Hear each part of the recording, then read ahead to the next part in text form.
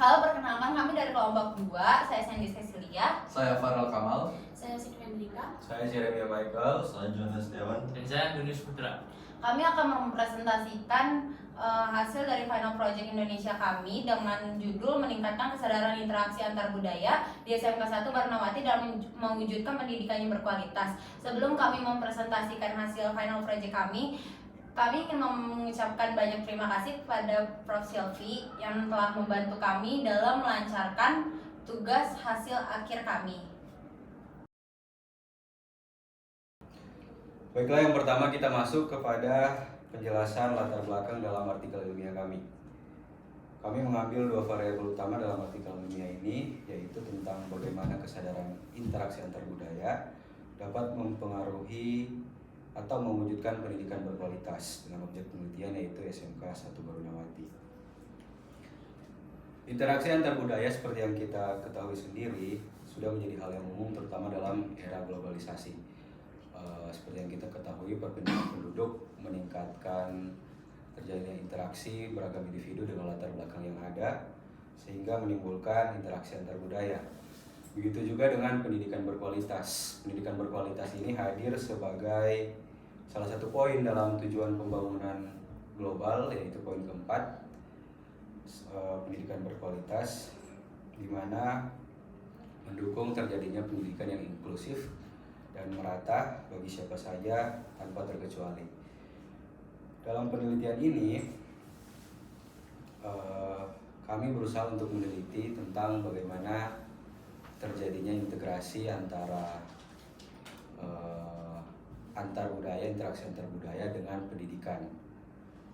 Dalam beberapa jurnal yang kami ambil sebelumnya, salah satunya adalah dalam buku James Banks pada tahun 1993, dijelaskan bahwa fenomena integrasi antara budaya dan pendidikan sudah terjadi sejak dahulu kala, di mana hal ini disebut dengan pendidikan multikultural.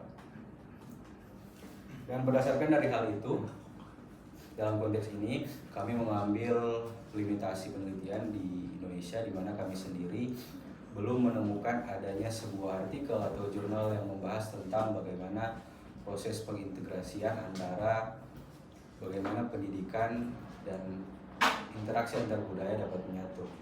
Makanya hal ini yang ingin kami teliti, hal ini yang menjadi gap di mana terjadinya penelitian ini yang ingin kami teliti. Untuk itu, berdasarkan hal itu, penelitian ini bertujuan untuk menjelaskan bagaimana fenomena interaksi antar budaya dan tingkat keberagaman dalam skala mikro, yaitu pada SMK 1 Barnawati, sekaligus memahami bagaimana tingkat kesadaran pada siswa-siswi yang ada sebagai aktor pendidikan terkait demi mewujudkan pendidikan berkualitas. Selanjutnya kita masuk ke kajian teori. Yang pertama ada teori co-cultural. Teori co-cultural yang dikembangkan oleh Mark Warbe pada tahun 1998 menjelaskan bagaimana kelompok minoritas berkomunikasi dengan kelompok mayoritas atau dominan. Teori ini menunjukkan cara kelompok minoritas mempertahankan identitas budaya mereka sambil tetap mencapai tujuan tertentu dalam berkomunikasi dengan kelompok dominan. Teori ini memiliki 5 asumsi. Yang pertama ada masyarakat terbagi menjadi kelompok mayoritas dan minoritas. Kelompok mayoritas memiliki kontrol atas lingkungan dan budaya. Asumsi kedua adalah ketidakseimbangan kekuasaan antara kelompok mayoritas dan minoritas mempengaruhi cara mereka berkomunikasi dan berintegrasi. Yang ketiga, ada berbagai strategi komunikasi yang digunakan individu dari kelompok minoritas untuk mencapai tujuan mereka. Yang keempat, situasi dan kondisi individu mempengaruhi pilihan strategi komunikasi mereka. Asumsi yang kelima, strategi komunikasi ini dapat bertujuan untuk asimilasi, adaptasi, atau bahkan mengubah persepsi kelompok mayoritas. Yang kedua ada pendidikan multicultural, yaitu teori dari James Banks. Teori ini membahas pentingnya integrasi budaya dalam pendidikan untuk menciptakan pengakuan dan penghormatan terhadap keberagaman seperti etnis, bahasa, agama, dan latar belakang sosial ekonomi. James Banks merumuskan 5 dimensi utama dalam pendidikan multicultural. Dimensi pertama, mengintegritaskan perspektif budaya yang berbeda ke dalam kurikulum. Yang kedua, memahami bagaimana budaya mempengaruhi seseorang dalam memperoleh pengetahuan. Dimensi ketiga yaitu membantu mengurangi stereotip dan stigma, serta mengembangkan rasa saling menghargai. Dimensi keempat yaitu meningkatkan prestasi akademik siswa, khususnya dari kelompok minoritas melalui metode pembelajaran yang inklusif. Dimensi kelima yaitu menciptakan lingkungan sekolah yang mendukung keberagaman, demokrasi, dan keadilan sosial. Yang ketiga ada hubungan antar kelompok dan lintas budaya. Teori ini menekankan bahwa komunikasi lintas budaya tidak hanya tentang kemampuan berbahasa, tetapi juga melibatkan aspek sosial, psikologis, dan budaya. Hal penting dalam teori ini adalah kompetensi antar budaya, yaitu kemampuan seseorang untuk berinteraksi dengan orang dari latar belakang budaya yang berbeda. Kompetensi ini meliputi yang pertama ada motivasi, itu seperti kebutuhan akan rasa aman, penerimaan, dan keinginan untuk mengurangi ketidakpastian dalam komunikasi lintas budaya. Yang kedua ada pengetahuan, yaitu pemahaman tentang budaya lain, aturan sosial, dan nilai-nilai yang berlaku. Yang ketiga ada keterampilan interpersonal, seperti kemampuan membangun hubungan, bertukar informasi, dan mencapai kerjasama.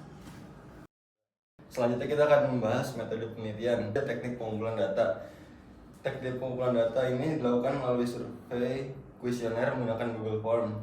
Kuesioner ini berisi pertanyaan terkait interaksi antar budaya dalam mewujudkan pendidikan berkualitas. Lalu survei ini dibagikan kepada siswa sesaat sebelum sosialisasi dilakukan. Tujuannya apa? Untuk mengukur tingkat keberagaman, pemahaman, dan implementasi interaksi antar budaya di lingkungan sekolah. Lalu sampel penelitian ini dari keseluruhan populasi siswa di SMK 1 Barnawati, kami mengambil 50 sampel acak yang terdiri dari 31 siswa laki-laki dan 19 siswi perempuan. Sampel ini juga berasal dari kelas 10 DKV 1 dan 10 DKV 2. Lalu ada prosedur penelitian. Di prosedur penelitian ini ada 3 poin, yaitu informasi umum, yaitu mengumpulkan data keberagaman siswa. Yang kedua, pemahaman interaksi antar budaya. Yang ketiga ada implementasi interaksi antar budaya.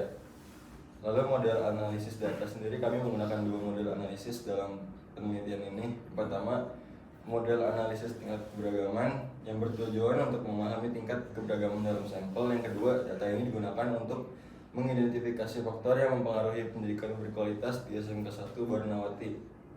Yang kedua, model analisis pemahaman, menganalisis pandangan dan pengetahuan siswa terkait interaksi antar budaya dan juga menjadi tolak ukur tingkat kesadaran siswa terhadap isu ini.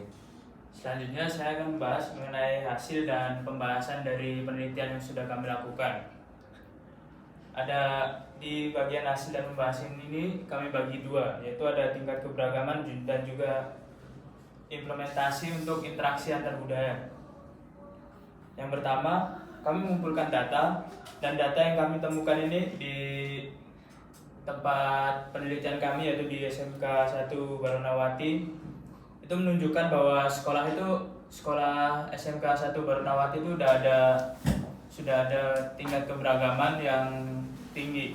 Dari data yang terlihat, tingkat keberagaman yang ada ini bisa dimanfaatkan untuk mewujudkan pendidikan yang berkualitas dan juga inklusif. Selain data yang pertama, kami juga mengumpulkan data untuk mengetahui bagaimana pemahaman dan juga pengimplementasian keberagaman yang ada di SMK 1 Barnawati. Kami memberikan beberapa pertanyaan dan juga pernyataan yang ada di kuesioner yang kami berikan kepada para siswa. Terdapat 4 data yang masing-masing membahas hal yang berbeda. Data yang pertama itu kami memberikan pertanyaan kepada siswa. Pertanyaannya yaitu seberapa penting interaksi antar budaya dalam mewujudkan pendidikan berkualitas. Dari pertanyaan ini dapat disimpulkan bahwa sebagian besar dari siswa yang kami lakukan penelitian itu menganggap bahwa interaksi antar budaya ini sebagai hal yang penting dalam faktor pendorong mewujudkan pendidikan yang berkualitas. Lalu selanjutnya ada data yang kedua. Di data yang kedua ini kami memberi pernyataan kepada para responden, yaitu kurikulum sekolah. Apakah kurikulum sekolah itu harus mencakup pendidikan tentang keberagaman untuk menyadarkan bahwa pentingnya adanya perbedaan budaya. Pernyataan ini kami buat untuk mengumpulkan opini berbeda dari para responden, lalu kami simpulkan dalam menjawab hasil penelitian kami.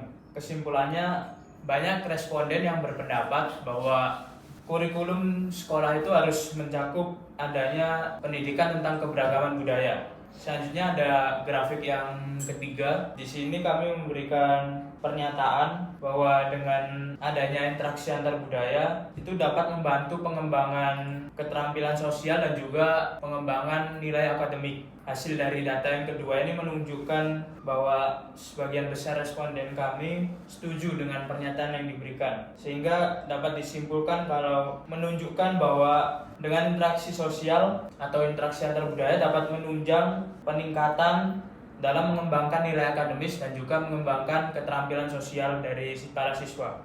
Kemudian ada data yang terakhir. Data yang terakhir ini kami berikan kepada responden berupa pernyataan. Jadi di data yang terakhir ini kami memberikan kalau responden kami ini setuju jika ada yang kegiatan atau program sekolah yang dimasukkan ke dalam kurikulum itu, para responden kami setuju bahwa harus mencakup tentang kegiatan-kegiatan budaya atau program-program budaya. Kegiatan-kegiatan budaya seperti kegiatan festival budaya atau program seperti program pertukaran pelajar itu dapat membantu dalam menumbuhkan kesadaran siswa untuk akan adanya perbedaan budaya. Dari keempat data yang kami kumpulkan, kesimpulannya bahwa hasil pembahasan dan hasil data kami ini menunjukkan pendidikan dan interaksi antar budaya itu saling berkaitan dalam mewujudkan pendidikan yang lebih berkualitas dan pendidikan yang inklusif. Dan juga selain itu, kurikulum yang diberlakukan atau program-program yang diberlakukan oleh sekolah itu juga penting dalam menunjang adanya interaksi antar budaya yang ada di sekolah yang kami teliti, yaitu SMK 1 Barunawati. Selanjutnya adalah implementasi interaksi budaya. Dalam implementasinya, interaksi budaya sendiri menghadapi beberapa tantangan dalam mewujudkan pendidikan yang berkualitas dan inklusif. Interaksi budaya sendiri itu juga diduga dapat menimbulkan perselisihan karena ada perbedaan budaya yang saling bentrok. Namun dari itu, hal itu dapat menjadi sebuah komponen pendukung yang dari kami sendiri itu bisa diubah menjadi sebuah strategi dalam implementasi interaksi budaya yang dapat menjadi upaya dalam implementasi dalam SDG Quality Education. Jadi apa strateginya?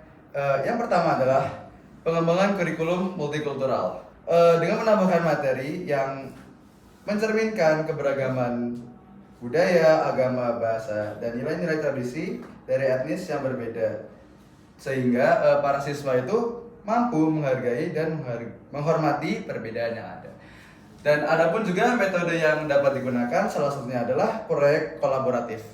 Nah, proyek kolaboratif ini dapat melibatkan siswa dengan kebudayaan yang berbeda untuk saling bekerjasama dalam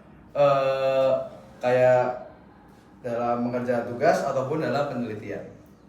Yang kedua adalah efektivitas ekstrakurikuler dan program sekolah. Salah satunya adalah dengan mengadakan kegiatan kebudayaan di sekolah seperti festival budaya, sehingga siswa mampu memahami dan mengerti budaya lain yang ada. Kegiatan program pertukaran pelajar juga itu menjadi salah satu program yang dapat membuat siswa itu mengerti budaya lain, entah itu budaya dari dalam negeri ataupun dari luar negeri.